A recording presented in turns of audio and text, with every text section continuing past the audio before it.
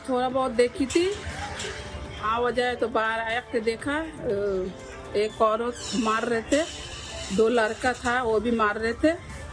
फिर मारामारी हो गए तो लड़का घर पे चला गया, हम लोग तो फिर घर में चले गए सब।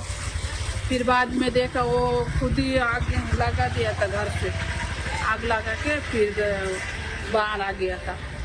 મારે ભાઈને માર્યો, હા મારી ભાઈને પેલો માર્યો, પછી ડોકાયો મારો ભાઈ.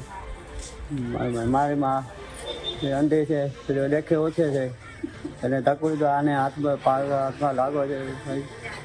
મારો ભાઈ ગયો મારી નાખ્યો. ભાઈને ઘણે માર્યો છે, મારા ભાઈને મારણી ઘણે માર્યો છે. 4 જણા છે માર્યા હતા ભાઈ.